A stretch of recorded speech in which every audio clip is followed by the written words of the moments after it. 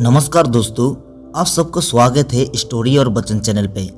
आज मैं आपको एक बहुत ही ज़बरदस्त कहानी बताने वाला हूँ कि कैसे जाने अनजाने हुई घटना हमारी जीवन बदल सकती है। तो चलिए जानते हैं इस स्टोरी को। एक बार की बात है, एक गुरु और शिष्य जंगल के रास्ते से कहीं जा रहे थे। तो रास्ते में शाम होने लगी और उनको पानी की प्यास लगी।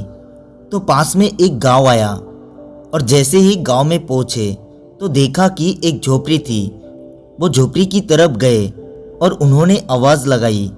तभी एक आदमी और उनकी पत्नी, साथ ही साथ में उनके 3 बच्चे भी आए जो फटे पुराने कपड़े पहने हुए थे। गुरु ये सब दृश्य देख रहे थे कि इतना बड़ा खेत है, इन्होंने फसल इसमें नहीं लगाई हुई है। तो गुरु ने सबसे पहले तो पानी के लिए आग्रह किया कि हमें पानी मिल सकता है। तो उन्होंने गुरु और शिष्यों को पानी पिलाया। अचानक गुरु ने कहा कि अगर आप इसमें खेती नहीं करते तो फिर अपना जीवन यापन किस तरीके से चलता है।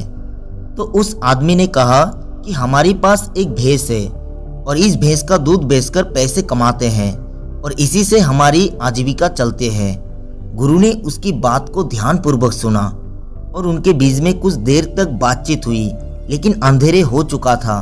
तो उन्होंने ये निर्णय लिया कि आज की रात हम यहीं रुकेंगे। तो लगभग मध्यरात्रि के करीब गुरु ने शिष्य से कहा कि हमें इस भैंस को ले जाना होगा और इस भैंस को ले जाकर कहीं जंगल में छोड़ना होगा। तो शिष्य ने सोचा, इस तरीके के गलत काम भला मैं कैसे कर सकता हूँ। अगर मैं इस भैंस को लेकर जाऊँ तो ये आदमी बाद में अपना जीवन यापन कैसे करेगा। लेकिन गुरु का आदेश था, उसको करना पड़ा। वो गुरु के साथ चला गया और आधी रात को गुरु और शिष्य निकल लिए, लेकिन भैंस को भी अपने साथ ले आए और बहुत दूर छोड़ दिया ताकि वहां से वो भैंस वापस अपने गांव में ना आ सके। तकरीबन 10 साल बाद जब वह शिष्य गुरु बन चुका था और दीक्षा देने का काम भी करने लग गया था, तो उन्होंने सोचा कि 10 साल पहले मुझसे जो गलती हुई थी, क्यों ना मैं आज उस गलती को सुधार लूं और मुझे उस आदमी के पास जाना चाहिए। वो उस आदमी के पास जाता है, लेकिन वहां पहुंचकर वो देखता है कि खेत में फसल लहरा रही है और बगीचे लगे हुए हैं। वो सोचता है कि शायद हो सकता है कि वो आदमी अपना घर बार बेचकर, अपनी जमीन बेचकर शहर में कहीं चला गया हो। लेकिन तभी अचानक वो आदमी आया और उस गुरु को नमन करता है कि मैंने आपको पहचान लिया।